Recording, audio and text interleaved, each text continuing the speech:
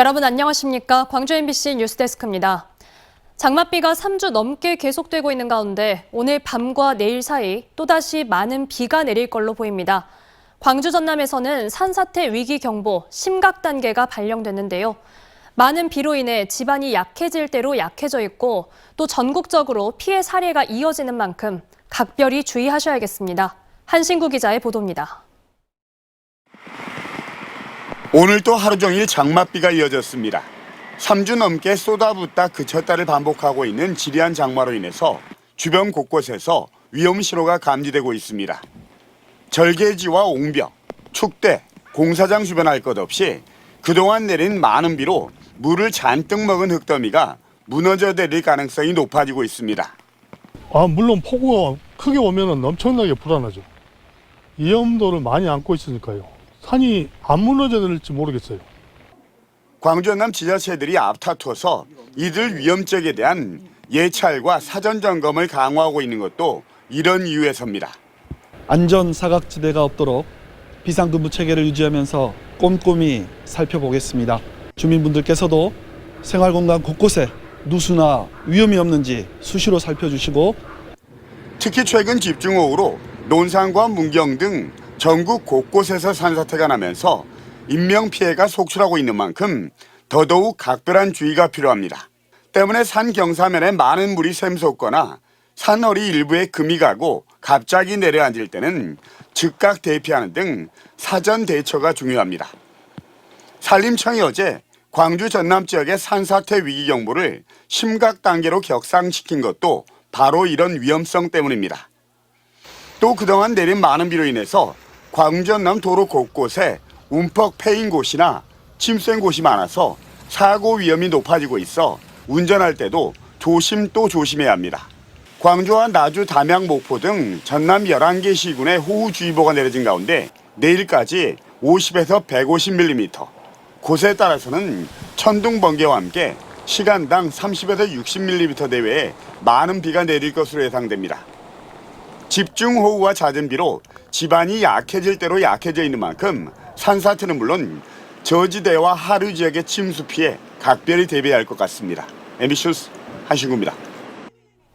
계속된 장맛비로 물이 불면서 광주 전남 주요 댐들이 방류량을 늘리고 있습니다.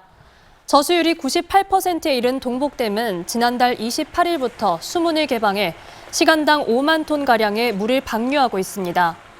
광주 전남의 최대 상수원인 주암댐도 62%가량의 저수율을 보이고 있는 가운데 지난 10일 방류량을 초당 28톤에서 38톤으로 늘린 데 이어 현재는 초당 300톤의 물을 방류하고 있습니다. 어제부터 3년 만에 사전 방류를 시작한 장성호도 오늘 방류량을 초당 200톤에서 250톤으로 늘렸습니다. 붕괴 조짐을 보인 목포 5층 건물에 대해 사용 중지 명령이 내려졌습니다. 목포시는 어제 붕괴 우려 신고가 접수된 33년 된 호남동 5층짜리 복합 건물에 대해 사용 중지 명령을 내리고 출입을 통제하고 있다며 건물주와 논의를 거쳐 철거 등 대처 방안을 마련할 방침이라고 밝혔습니다. 건물 내에 살던 거주자 18명은 인근 건축물 6개 동에 사는 21명과 함께 인근 경로당 등에 대피한 상태입니다. 또한 해당 건물에 대해서는 어젯밤 구조제 보강 작업과 함께 전기와 수도, 도시가스 등 차단 조치가 이루어진 상태입니다. 전라남도는 이순신 장군의 호국 정신과 승리의 역사가 깃든 장소와 문화재가 많은 지역입니다. 이 같은 역사를 기리고 문화를 계승 또 발전하기 위해서 이순신 재단을 설립해야 한다는 목소리가 꾸준히 나오고 있습니다. 유민호 기자입니다. 여수 전라자수영 동원 애터입니다.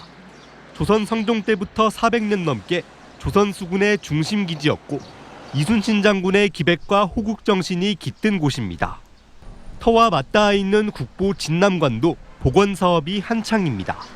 최초의 이순신 사액사당인 충민사, 치열한 전투를 승리로 이끈 거북선을 제작한 선소까지. 이처럼 전남은 나라를 외세로부터 지켜낸 이순신 장군의 승리 발자취가 곳곳에 남아 있습니다.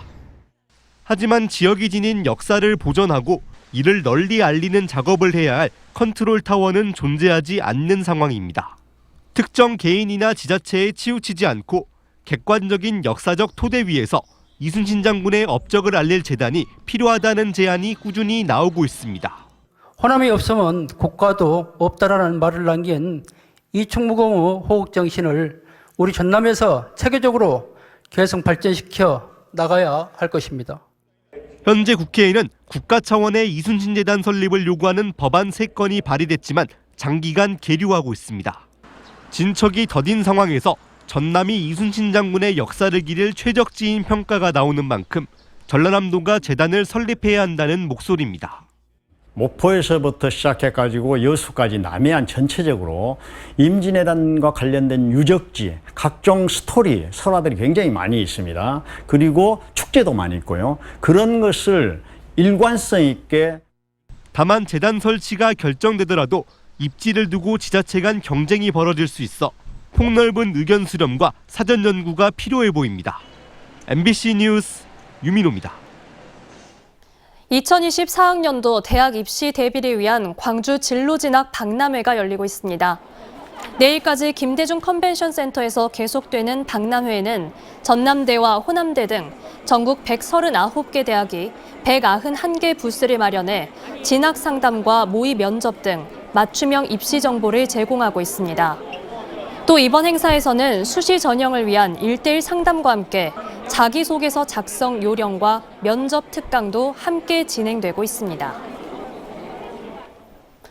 몽골의 의료 관광객 37명을 태운 전세기가 무안공항을 통해 처음으로 입국했습니다.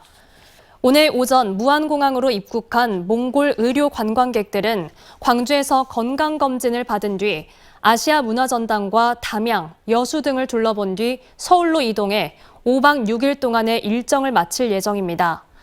광주 의료관광지원센터는 광주를 찾는 외국인 환자 가운데 몽골이 1위를 차지하고 있다고 밝혔습니다. 언제 어디서나 내 손 안의 뉴스. 광주 MBC 뉴스 유튜브 구독으로 함께하세요.